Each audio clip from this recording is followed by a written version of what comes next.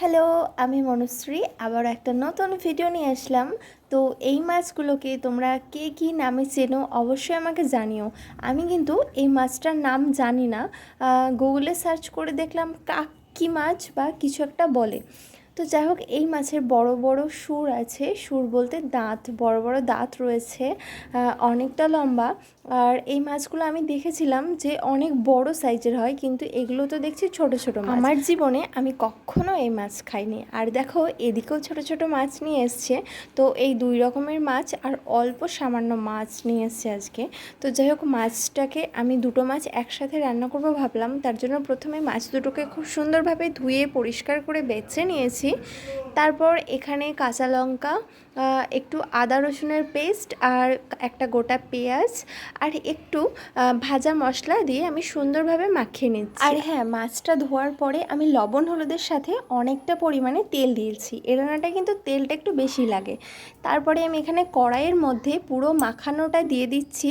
আর তার সাথে আমি পরিমাণ মতো জল দিয়ে এটাকে ঢাকা চাপা দিয়ে মিনিট 20 মতো একদম মিডিয়াম হালকা আঁচে আমি এটাকে রান্না হতে দেব। দেখো, আমি এদিকে দিয়ে দিয়েছি জল, তারপরে ঢাকনা চাপা দিয়ে রেখেছি এবং ঠিক 15 থেকে 20 মিনিট পরে আমি এটাকে নামিয়েছি। দেখো কত সুন্দর লাগছে। একদম পুরো জলটা শুকিয়ে গেছে, একটু জল থাকলে হবে না, একদম পুরো শুকনো শুকনো হবে। আর 15-20 মিনিটের মধ্যে এটা পুরো রেডি হয়ে যাবে। রান্নাটা কিন্তু অসম্ভব সুন্দর, আর আমার হাজব্যান্ডের কাছ থেকে রান্নাটা শেখা, দারুণ টেস্টি হয়।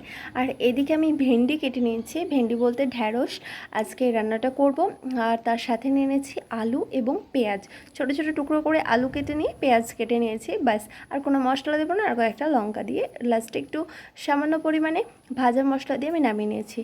দেখো কত সুন্দর লাগছে দেখতে। আমি নিজে খাই এবং নিজে প্রশংসা করি, এই কথাটা আমাকে অনেকেই বলেছো। সত্যি তাই, আমার রান্না আমার অনেক ভালো লাগে।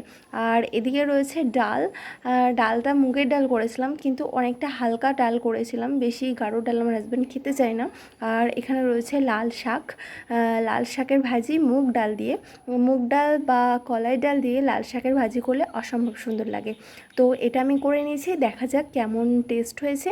খাবো, তারপরে তো বলতে পারবো কেমন হয়েছে। তবুও দেখে অনেকটাই ভালো লাগছে।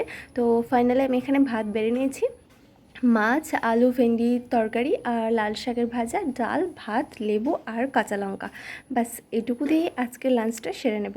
তো আজকের রান্নাবান্না তোমাদের কেমন লাগলো অবশ্যই কমেন্ট করে জানিও। আর তোমরা সকলে ভালো থেকো। তো চলো টাটা, আমি এবার টেস্ট করে দেখি রান্নাটা কেমন হয়েছে।